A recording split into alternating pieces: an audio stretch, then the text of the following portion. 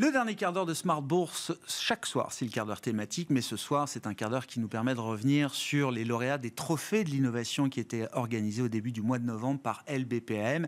Et nous accueillons ce soir le coup de cœur du jury avec les équipes d'Ecoterie et en l'occurrence Louisiane Guézel, qui est la responsable de l'innovation et de l'impact chez Ecoterie. Louisiane, bonsoir. Bonsoir. Bienvenue. Félicitations aux équipes d'Ecoterie pour ce prix supplémentaire. Je suis sûr que c'est pas le premier, ce sera pas le dernier pour Ecoterie. Non, je dis c'est pas le premier parce que c'est quand même une entreprise qui est déjà installée, on va dire, dans le paysage. Oui. Pour ceux qui suivent les sujets d'impact, de biodiversité, de régénération, c'est une société qui a 10 ans aujourd'hui. Ouais. Alors, vous me disiez juste avant l'entretien que la commercialisation a commencé il y a 8 ans maintenant, mais vous avez quand même un peu d'expérience, de track record. Alors, je vous laisse nous rappeler ce qu'Ecoterie fait. C'est-à-dire qu'à la fois, il y a l'idée qu'on va préserver, même régénérer peut-être la biodiversité dans des zones abîmées, les zones dans lesquelles vous investissez. Et en même temps, pour vos clients partenaires, les entreprises par exemple, c'est aussi une manière de réduire l'empreinte carbone avec des sujets réglementaires très importants de ce point de vue-là. Alors l'idée, il y a beaucoup d'éléments, mais effectivement l'idée c'est de restaurer des écosystèmes dégradés. Donc on fait ça depuis 10 ans, notamment on restaure des zones humides asséchées, des forêts qui ont été incendiées, des forêts qui ont subi des coupes rases, des espaces où la pollinisation se dégrade. Bon, il y en a plein en France, on a beaucoup de travail. Il y en a plein en Europe aussi. C'est pour ça qu'on s'est développé. Aujourd'hui, on agit en France et en Europe. Donc on fait ça en interne avec nos experts de la biodiversité, nos experts de la séquestration de carbone, nos forestiers, etc. Ça, c'est la raison d'être de qui départ. Vont sur le terrain et qui restaurent les écosystèmes. Donc ça, c'est vraiment ce qu'on fait sur le terrain. Et on le fait financer comment? Donc principalement par des entreprises, aussi des particuliers, mais 80% du chiffre d'affaires, ce sont des entreprises. Et elles le font pour une volonté de contribuer. Donc ça ne va pas réduire leur empreinte environnementale, ça ne va pas diminuer leurs émissions de gaz à effet de serre. En revanche, c'est à faire afin d'avoir une démarche climat globale. Donc c'est je réduis mes émissions en tant qu'entreprise et en parallèle, parce que je sais que j'atteindrai jamais zéro émission de gaz à effet de serre, je vais contribuer via la création de puits de carbone, donc on y reviendra peut-être, puits de carbone, ou idem sur la biodiversité, je vais réduire mon impact sur la biodiversité et en plus, je vais restaurer la biodiversité parce que j'ai envie d'aller plus loin et d'être une entreprise vraiment engagée. C'est quoi la relation qui se construit justement? Alors je vois, il y a plus de 2000 entreprises, c'est qui financent vos projets aujourd'hui. La relation que vous entretenez avec ces entreprises. Je lisais encore une tribune d'un des fondateurs il n'y a pas très longtemps dans Les Échos, je crois.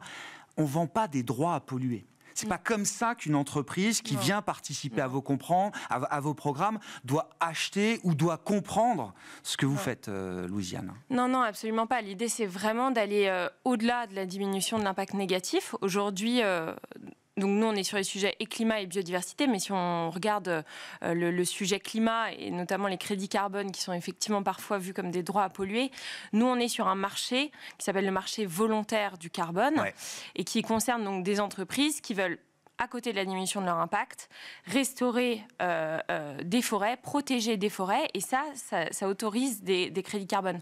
Donc peut-être pour revenir sur vraiment ce que c'est qu'un crédit carbone, un crédit carbone, c'est un certificat qui dit qu'une tonne de CO2 équivalent a été séquestrée ou a été évitée d'être émise grâce à un projet. Et donc nous, on plante, entre autres, on plante et on gère durablement des arbres, et ça permet de séquestrer du carbone, donc ça permet d'émettre des certificats, des crédits carbone que ensuite les entreprises revendiquent. Et on ne trouve pas toujours la même qualité, on va dire, dans les projets qui sont les sous-jacents de ces crédits carbone volontaires, Louisiane? Oui, le sujet, c'est qu'il y a énormément de types de crédits carbone. Il y en a 170. Et donc, il y a des crédits carbone qui sont sur la nature, donc qui ont vraiment pour vocation de protéger, restaurer la nature, et d'autres qui sont sur la technologie. Il y a des crédits carbone qui vont planter des arbres, mais qui vont planter des arbres, typiquement de la monoculture de ou des arbres qui ne sont pas adaptés à l'écosystème. Et il y a des crédits carbone qui sont associés à des projets qui sont beaucoup plus ambitieux. Donc il y a vraiment de tout. Aujourd'hui, on peut trouver très facilement des crédits carbone à $5 la tonne, qui sont mal gérés, qui sont issus de projets pas forcément durables. Nous, on a pris le contre-pied de ça, et on s'est dit, on va créer des crédits carbone avec vraiment un impact sur le climat, mais aussi sur la biodiversité, quelque chose de très haute qualité. On va assurer un suivi maximum de nos crédits carbone et on va même planter des arbres qui sont résilients pour le changement climatique, donc adaptés pour dans 30 ans. Bon, il y a toute une stratégie derrière. Ouais, justement, qu'est-ce qui fait la qualité là, de ce que vous proposez comme solution en matière de séquestration de carbone? C'est les bons arbres aux beaux endroits. Il y a des endroits qui sont plus adaptés à certains arbres qu'à d'autres. Il y a une manière de faire, j'imagine, avec des horizons de temps, évidemment, qui ne sont pas ceux d'une saison ou de 2 saisons ou de 3 ou 4 années. Ouais. C'est des horizons de temps, vous avez dit 30 ans, mais j'imagine que ça peut être beaucoup plus encore, peut-être. Non, mais la séquestration, il faut la penser à 100 ans. Ouais. Quand on plante un arbre, il faut imaginer la séquestration à 100 ans. Et sur le sujet de la biodiversité, quand on restaure une zone humide, par exemple, ça peut mettre très longtemps. Ça peut mettre 5 ans à voir réapparaître quelques éléments, donc par exemple une nouvelle faune, une nouvelle flore. Donc ça, c'est un petit temps par rapport à la séquestration de carbone, mais avant d'avoir un impact très significatif, ça peut mettre encore plus de temps.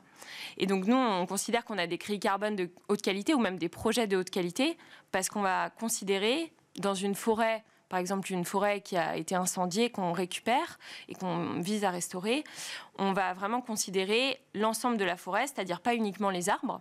Une forêt, ce n'est pas uniquement une somme d'arbres, mais aussi tous les autres écosystèmes qui sont dans la forêt, la zone humide, les espaces pour développer la pollinisation, etc. Et chaque projet est pensé comme du sur-mesure, où il y a quand même, parce que vous êtes à quoi, quasiment 2 millions d'arbres, c'est 1,8 million, c'est ça chaque projet, c'est du sur-mesure, étudié comme tel, ou est-ce qu'il y a quand même une manière de faire qui est facilement réplicable, j'allais dire, qui vous permet d'aller vite aussi? Alors, il y a des grandes idées. En revanche, à chaque fois, il faut refaire des diagnostics, bien connaître le sol, le climat, les espèces environnantes, etc. Et c'est suite à ce diagnostic qu'on va définir un plan de gestion, ce qu'on appelle un plan simple de gestion, un PSG en milieu forestier, et donc qui va définir la gestion sylvicole à adopter pendant les prochaines années. Ouais. Donc c'est vraiment du sur-mesure. Ouais. Et en plus, dans un contexte de dérèglement climatique, il faut sans cesse se poser la question, est-ce que ce que je fais aujourd'hui est adapté? Sera valable, mais bien sûr. Voilà. Bien sûr. Ouais. Il y a un arbre ou une espèce d'arbre particulièrement pertinente aujourd'hui Non, ça dépend. D'accord. Ça dépend. Je vais vous demander quel est l'arbre qui capte le mieux, quoi. Mais c'est. En fait, il y a des arbres qui poussent très vite, donc qui vont séquestrer assez vite, rapidement, beaucoup de carbone. Ouais. Ça, c'est sûr. Il y a vraiment, notamment des résineux, par exemple. En revanche, sur la biodiversité, on sait qu'il ne faut pas forcément toujours un arbre qui va grandir très vite. Ouais. Et donc, on a des tas d'entreprises qu'on convainc de contribuer à cette restauration d'écosystèmes, que ce soit ou pour financer des crédits carbone ou pour financer un projet de restauration de la biodiversité. Et même là, on a développé une nouvelle offre qui vise à inciter les entreprises à acheter elles-mêmes une forêt à nos côtés. Et donc ça, c'est assez nouveau. D'accord. Elles sont propriétaires elles-mêmes de la forêt. Exactement. Donc on va leur vous leur apprenez à gérer la forêt. Alors on va le faire nous-mêmes. Mais l'idée, c'est de sourcer pour elles un terrain qui est dégradé, dont elles vont devenir propriétaires. On gère tous les travaux de restauration de l'écosystème. On gère la génération des crédits carbone. On fait tout le suivi des impacts biodiversité. Et donc elles, ça leur permet, in fine, d'avoir une forêt qu'elles détiennent, donc un réel actif qui prend de la valeur, bien sûr. Et en même temps d'avoir des crédits carbone générés sur leur propre terrain, leurs propres impacts biodiversité, pouvoir emmener leurs collaborateurs dans leur forêt. Donc ça, c'est quelque chose qu'on a lancé il y a moins d'1 an et qui fonctionne très bien, notamment auprès des acteurs financiers qui sont très intéressants. Bien sûr, oui, et qui sont habitués à cette logique de gestion d'une certaine manière.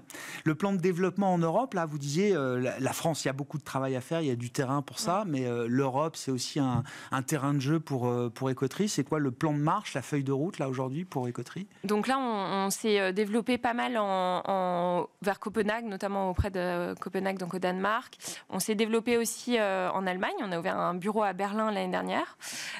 Et on continue le développement, Italie, Portugal. Donc on cherche des projets, selon aussi les demandes de nos clients, pour aller toujours plus loin dans la restauration des écosystèmes en Europe. Mais donc on n'y va pas à pas, on choisit, OK, on va aller chercher tel autre pays, etc. Vous êtes quoi, une petite centaine aujourd'hui, même pas chez Écoterie? Ouais, c'est ça. Ouais. Merci beaucoup, Louisiane. Merci d'être venue nous parler d'Écoterie, voilà, qui célèbre quand même ses 10 ans d'existence, fondée en 2014 par un groupe de 4 amis, je crois, c'est ça, Louisiane. Ouais.